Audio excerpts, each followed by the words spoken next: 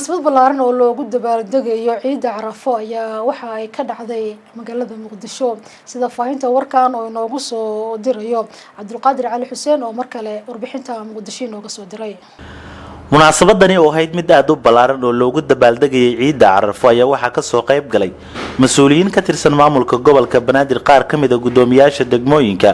abwaana caanka gudaha dalka qaar kamid ah fanaaniinta qaranka Soomaaliyeed xubna ka socday qurba joogta Soomaaliyeed iyo dadweyne aad u fara badan oo ka kala yimid qayb kamid ah magaalada Muqdisho bilowgii munaasabada ayaa fanaaniinta Hiba Nuur iyo Maxamed Axmed Qoomaal waxa ay munaasabada ku soo bandhigeen heeso wadani oo ay uga qayb qaadanayeen dabaaldega ciida gudoomiyaha maamulka degmada warta nabadda Deeqa Cabdulqaadir Axmed ayaa waxa ay ka warbixisay ujeedka munaasabada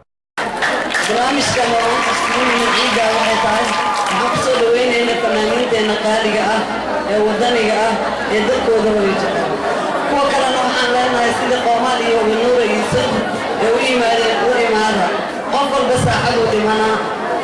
malakamoodka waqti uu leeyahay ku soo dhawaada dalkiina hooyo yuusabarafkiin ku dileen meel cidlaan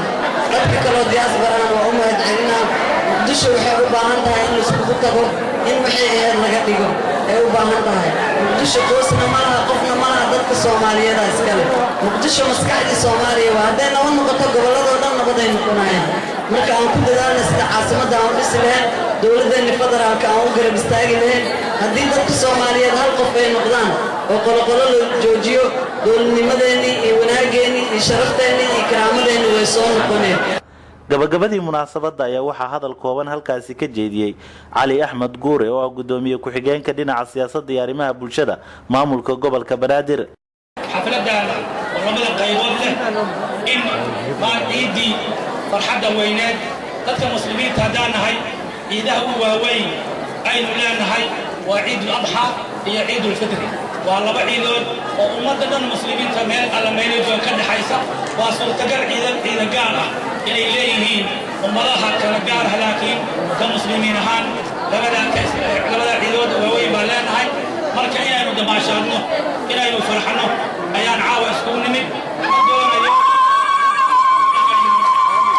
hadalka dheerayo khudbadee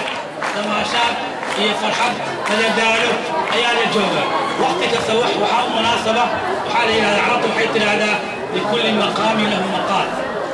meel kasta oo la joogo hadalku munaasaba uu leeyahay caawa munaasabadu waxay tahay farxad iyo rayrayn iyo damaashaad hadalku dheereymaayo waxaa leenahay ciid wanaagsan kullu caamin wa antum bikhayr sanadka sanadkiisa kale waxaan ilaahay ka baryaynaa subxaanahu wa tacaala inuu waafajiyo annagoo intaan ka fiican Cabdulqaadir Cali Xuseen Koronto Somali Channel magaalada Muqdisho